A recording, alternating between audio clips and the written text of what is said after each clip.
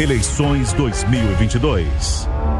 A gente acompanha agora dados de uma pesquisa estimulada para governador da Bahia, realizada entre os dias 30 de junho e 4 de julho, ontem, em 72 municípios do estado da Bahia, pelo Instituto Paraná Pesquisas, que aponta ACM Neto na liderança com 58% das intenções de voto. Jerônimo Rodrigues vem em segundo com 15,8%, João Roma com 9,1% e Kleber Rosa com 0,4%. Pesquisa estimulada para senador da Bahia mostra, também feita pelo Instituto Paraná, que para o Senado o candidato Otto Alencar tem 33,9% das intenções de voto. Em seguida vem Raíssa Soares com 7,4% e Tâmara Azevedo com 4,2%. O Instituto Paraná Pesquisas ouviu 1.640 pessoas. A margem de erro é de 2 pontos percentuais para mais ou para menos, 2,5 pontos percentuais, considerando um nível de confiança de 95%. A pesquisa foi registrada no TSE sob o número BA 07579/2022. Bom, e além dessa pesquisa, nós temos um levantamento estimulado para presidente no Paraná. O IRG Paraná promoveu essa pesquisa para saber a intenção de votos dos eleitores para a presidência da República. Nessa pesquisa estimulada, Jair Bolsonaro aparece com 45,8% da preferência. Segundo Lula, com 32,6%, nenhum 6,9%, Ciro Gomes 6,1% e Simone Tebet 2,8%. Essa pesquisa ouviu por telefone 1.500 entrevistados em todo o estado do Paraná. A margem de erro é de 2,5 pontos para mais ou para menos. Nível de confiança de 95%. A pesquisa foi feita entre os dias 29 de junho e 3 de julho. O registro no TSE PR 03374-2022 e BR 06776-2022. Tirando os nossos comentaristas, começa por você, Cristina Grêmio, que é do Paraná, porque esse resultado no Paraná é um resultado que difere, no geral, das demais pesquisas e que, se quiser falar da Bahia também, Cris. Microfone, Cris, por favor. Para falar sobre Paraná nunca foi petista, né? Agora sim. O sul do Brasil, aliás, tem essa característica só no Rio Grande do Sul. Santa Catarina e Paraná nunca deram votação muito privilegiada para Dilma, para Lula. Não há esse histórico aqui no Paraná.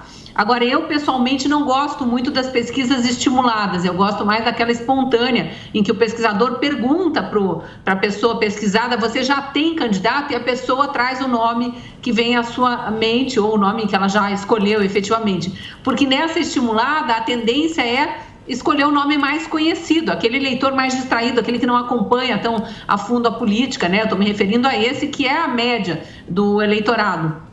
E aí eu já jogo a análise também para a questão da Bahia, porque é impressionante ver os baianos eternamente presos a Otto Alencar, a ACM Neto, as mesmas figuras de sempre. Não estou aqui analisando a capacidade administrativa deles ou a capacidade legislativa, no caso de Otto Alencar, mas são sempre e eternamente as mesmas figuras. E a gente vê que a Bahia não decola nunca. É um estado com extremo potencial para desenvolvimento e não sai fica patinando, não sai do mesmo lugar em que está. Então, é preciso que o eleitor entenda que isso está nas mãos dele, que mudanças não vêm assim do nada através das mesmas pessoas. É aquela história, né? Quer mudar, mas continua agindo da mesma forma, vai ter os mesmos resultados. Mas isso é só uma análise muito preliminar aqui, porque eu fico impressionada com o percentual mesmo. Como é que pode um político, nesse momento, estar com 58% de intenções de voto? Um senador que deixou muito a desejar, e vamos lá, né? Temos que fazer críticas a Otto Alencar, porque ele desrespeitou profundamente as mulheres naquela CPI da Covid, colocou situações absurdas ali, como se fossem fatos confirmados. A gente entendeu claramente a narrativa, e ele estar com 33,9% das intenções de voto para Senado, para reeleição, é inacreditável na minha visão. Pois é, Cristiano, como você avalia os números? Na Bahia, realmente, o ex-prefeito de Salvador, ACM Neto, chegou por lá para ficar, né? Ele que é do União Brasil, a diferença é bem grande para o Jerônimo Rodrigues, né? São 58% de intenções de voto contra apenas 15%. E sobre o Senado, o Otto Alencar liderando também com grande folga, faltou passar o nome do deputado federal Cacá Leão, que tem 8% das intenções de voto para o Senado por lá. E essa diferença da Paraná Pesquisas, do Instituto aqui para a presidência, pela primeira vez, o Bolsonaro aparecendo também bem à frente de Lula? Exatamente. Eu concordo totalmente com a Cristina com relação ao comentário feito referente ao estado do Paraná, né? Esse número no Paraná realmente ele não chama atenção, é um número que já vinha aparecendo em outras sondagens, em outras pesquisas e mostra realmente que o estado do Paraná, ele dentro do ponto de vista político, ele tem uma tendência mais à direita do que à esquerda de uma forma geral. No caso da Bahia, eu vejo que esse resultado do ACM Neto, aí liderando de uma forma cachapante, né, o processo eleitoral, essa sondagem feita pelo Instituto Paraná Pesquisas, ela mostra realmente uma gestão dele que foi bem avaliada à frente da Prefeitura de Salvador. E nesse ponto, todas as pesquisas já demonstravam, né, essa boa avaliação que ele teve no momento como prefeito.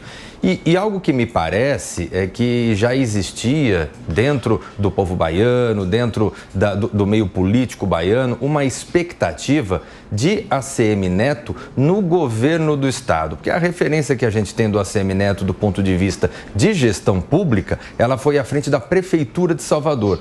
Então, era algo que já realmente vinha se desenhando, vem se desenhando, e eu acredito que esse resultado das pesquisas, eles devam ser mantidos aí ao longo do processo eleitoral, porque de fato é a candidatura que vem demonstrando maior consistência política no cenário baiano. E para fechar, Roberto Mota, tem a questão da Bahia com a ACM Neto, que vai tentando seguir os passos do próprio avô, não é? E também essa eleição, no caso, no Paraná.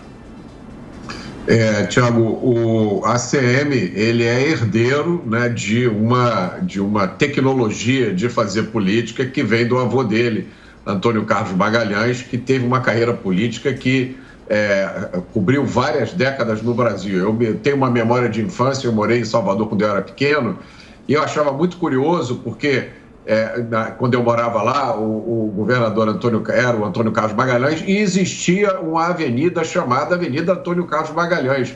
E na minha cabeça de menino, você só dava nome para uma rua quando a pessoa morria. Como é que a pessoa está viva e tem o nome na rua, né? Então isso dá uma ideia de como os baianos respeitavam, reverenciavam Antônio Carlos Magalhães, posições políticas, estilo de fazer política à parte. Ele foi uma figura muito marcante na história da Bahia. Em relação a essa pesquisa do Paraná, eu sempre digo, né, a gente pode ver pesquisa de duas formas. Ou como um retrato da situação do momento atual, que muda amanhã, ou como um instrumento de influenciar a decisão das pessoas, né? Supondo que essa do Paraná seja um retrato do momento, o que ela está fazendo é refletir as notícias que a gente viu ultimamente, né?